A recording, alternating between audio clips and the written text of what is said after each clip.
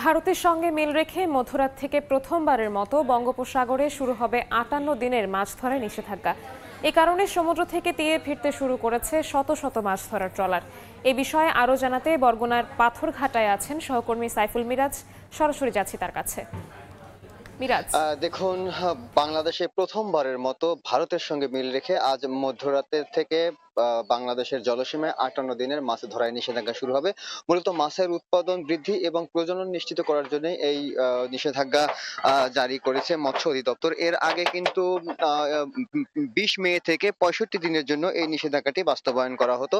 তো ২০১৮ সাল থেকে ২০২৩ সাল পর্যন্ত বাংলাদেশ সরকারের অর্থায়ন এবং বিশ্ব ব্যাংকের অর্থায়নে শেরেবাংলা কৃষি বিশ্ববিদ্যালয়ের অধীনে একটি গবেষণা পরিচালিত হয়। সেই গবেষণার প্রেক্ষিতে কিন্তু এই নিষেধাজ্ঞাটি পরিবর্তন করা হয়েছে। যদিও জেলেরাও এই নিষেধাজ্ঞা পরিবর্তনের দাবি জানিয়েছিলেন এবং তারাও বলেছিলেন যে ভারতের সঙ্গে মিল রেখেই যাতে নিষেধাজ্ঞাটি দেয়া হয়।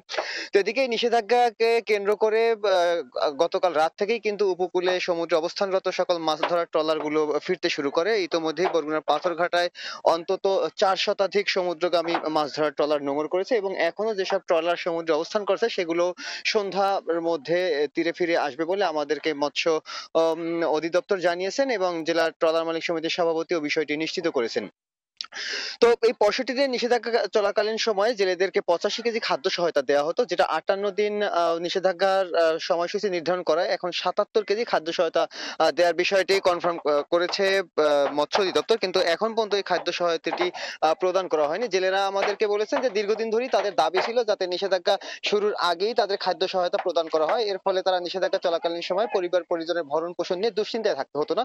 কিন্তু এখন পর্যন্ত এই নিষেধাজ্ঞার খাবার খাদ্য যে সহায়তা সেটি প্রদান করা হয়নি এবং এখন পর্যন্ত বরাদ্দও পাওয়া যায়নি বলে আমাদেরকে জেলা প্রশাসন এবং মৎস্য অধিদপ্তর জানিয়েছে। তো খুব দ্রুত যাতে খাদ্য সহায়তাটি প্রদান করা হয় জেলেদের, এই বিষয়ে তারা খুব দাবি জানিয়েছেন। তো এই ছিল বরগুনার পাথরঘাটা থেকে আমার কাছে সবশেষ।